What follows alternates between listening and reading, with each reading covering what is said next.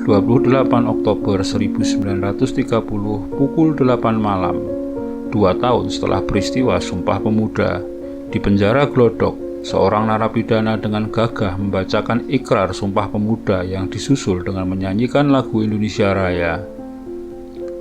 Para penjaga di penjara kolonial tersebut sempat terpana atas keberanian laki-laki itu, sebelum kemudian menyeretnya ke sel pengasingan yang gelap dengan tangan dan kaki dirantai serta kemudian mencambuk serta menyiksanya berhari-hari. Laki-laki narapidana itu dulunya adalah seorang saudagar yang kaya, namun kekayaannya tak membuatnya menjadi ciut nyali melawan penindasan. Sayangnya ia tak pernah sempat menikmati kemerdekaan bangsa yang telah ia perjuangkan karena meninggal 2 hari sebelum proklamasi dibacakan.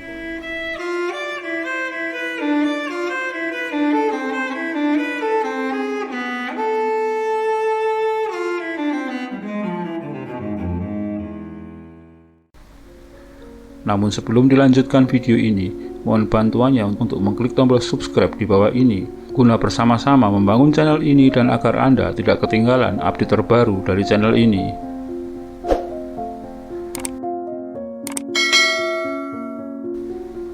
Pemerintah Belanda membagi masyarakat menjadi 3 kelas sosial.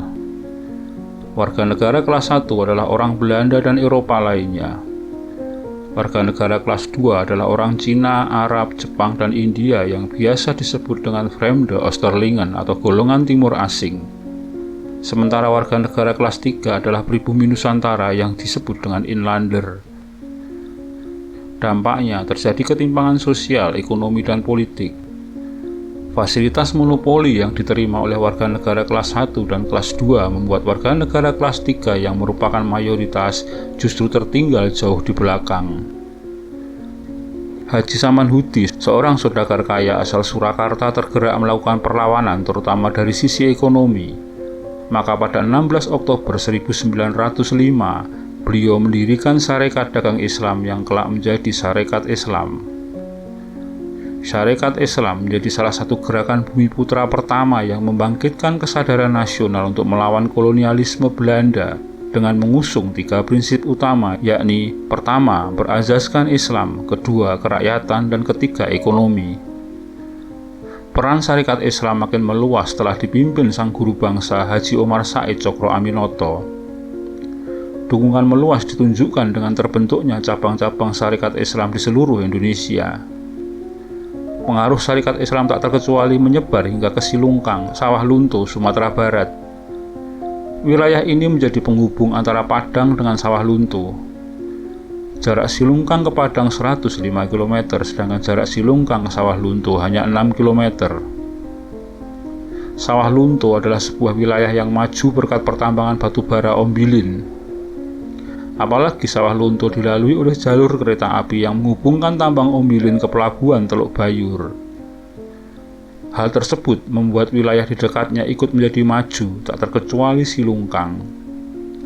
Penduduk Silungkang sebagian besar adalah pedagang yang sukses. Oleh karenanya, saat di tahun 1915, Sulaiman Labai, seorang saudagar Silungkang, mendirikan cabang Sarekat Islam di sana. Para pedagang inilah yang kemudian menjadi orang-orang pertama yang bergabung dengan Sarekat Islam dan ikut aktif di dalamnya. Sarekat Islam segera memiliki pengaruh yang kuat di Silungkang. Kebijakan pilih kasih pemerintah kolonial membuat Sarekat Islam sangat cepat diterima. Sarekat Islam cabang Silungkang dengan dipimpin oleh Sulaiman Labai rajin melakukan advokasi atas sikap kesewenang-wenangan pemerintah kolonial. Gerakan Sarekat Islam makin mengeras kala terjadi krisis beras di Silungkang di tahun 1918. Dampak dari krisis tersebut, sebagian besar rakyat Silungkang dilanda kelaparan. Namun ironisnya, kereta-kereta pengangkut beras Belanda tidak pernah berhenti hilir mudik melewati Silungkang. Beras-beras itu dikirim untuk pejabat dan administrator Belanda yang berada di tambang Ombilin di Sawah Lunto. Hal itu menimbulkan amarah rakyat Silungkang. Dengan dipimpin oleh Sulaiman Labai bersama puluhan anggota Sarekat Islam, mereka menyerbu stasiun kereta api dan memaksa kepala stasiun untuk menghentikan kereta api yang melintas di stasiun Silungkang dan menyerahkan 2 gerbong yang memuat beras dari kereta tersebut. Beras hasil rampasan itu kemudian dibagi-bagikan kepada rakyat yang tengah kelaparan. Akibatnya Sulaiman Labei ditangkap. Namun demikian, kisah kepahlawanannya membuat rakyat sangat bersimpati kepadanya dan Sarekat Islam. Dalam sekejap, makin banyak orang yang ingin bergabung dengan organisasi yang dipimpin oleh Haji Umar Said Cokro Aminoto tersebut. Bahkan saking majunya Sarekat Islam cabang Silungkang, mereka memiliki koran tersendiri yang diberi nama Panas. Sayangnya sangat sedikit sumber tentang koran ini dan sepak terjang Sulaiman Labei di dalamnya. Pada tahun 1924, Sarekat Islam cabang Silungkang berubah nama menjadi Sarekat Rakyat atau SR. Aktivitas anggotanya makin radikal dalam menyuarakan perjuangan anti kolonial. Hal tersebut mendorong pemerintah Belanda melakukan penangkapan-penangkapan. Di tahun 1926, Sulaiman Labei pun ditangkap dan dipenjarakan Belanda. Sementara pada saat tahun baru 1927, terjadi aksi massa melawan Belanda. Aksi perlawanan ini menemui kegagalan. Ribuan aktivis, kaum tani, kaum buruh, dan rakyat ditangkap oleh Belanda.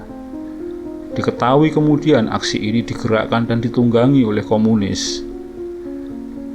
Sulaiman Labei dan sejumlah pejuang rakyat Silungkang dipindahkan ke sebuah penjara di Pulau Jawa di tahun 1928. Abdul Muluk Nasution, salah seorang tokoh perlawanan rakyat Silungkang yang turut dibuang ke Pulau Jawa, menulis kisah keberanian Sulaiman Labei saat berada di penjara Belanda di Glodok, Jakarta.